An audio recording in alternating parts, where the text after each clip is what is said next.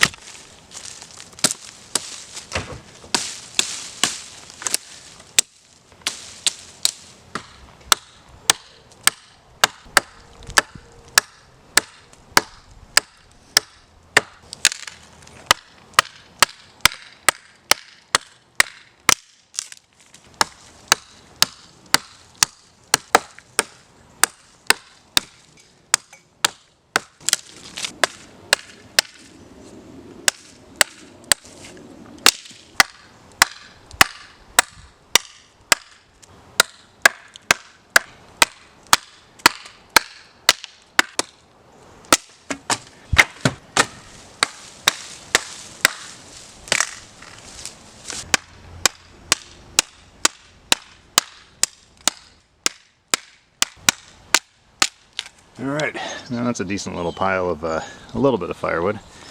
Nothing too crazy. Got most of that over there processed. Most of that processed. A lot of brush left that I'll take care of later. Because right now I need a break. But yeah, I do have a few thoughts on these two that I will discuss when I am inside and cleaned up and a little bit cooled off. I'll discuss the details when I'm not out of breath. Because that's a good chunk of work. I mean, it's not really like a massive pile of wood, but for maybe 45 minutes of work in the semi-hot central USA heat in the early morning, then it's got to count for something. Could work a little longer, but it's going to be a high of 100 today, and I don't feel like being out in that heat. Plus, I got to go to work. All right, little after action report here with some ginger tea. Just some thoughts on these two. This one works really great for thinner, smaller branches, and I attribute that to the chisel grind. It's extremely bitey, I guess would be the right word. And since that edge is so bitey, when you have something spindly that tends to reflect or absorb a lot of energy, this will just grab it and cut it. So for thinner branches, like if you're kind of, you know, debranching a bigger piece, this thing is fantastic for that. However, big however, it is strictly a right-handed tool. And the reason I say that is because if you skip back to the video near the beginning when I first start cutting, or when I first start cutting with this one that is, there is a section where I am cutting like this, and what I'm used to doing with an axe, if you have a larger piece you need to cut, you cut this way and then you break the grain kind of coming like that. You never just chop it straight down. And I turn this over like that to try it, and it actually glances off the wood and nearly catches me in the leg. Not a good thing. So I attribute that to me not being used to this tool, but also the fact that that's not really like an ideal, I guess an ideal design thing with that. However, if you're strictly right-handed, this is great. It's fantastic, wonderful tool. This one, however, you can use right-handed or left-handed. You can cut with it, you can split with it, and one of the biggest advantages to having a tool like this is this hammer pole back here. One of the ways that I split wood is I'll actually cut it through to where it's thin around the edge there, and then I'll flip the then I'll flip the axe around and break the wood rather than continuing to cut, and that's a way you can preserve your edge. And the reason I like being able to preserve the edge that way is if you're out and about, I don't like sharpening.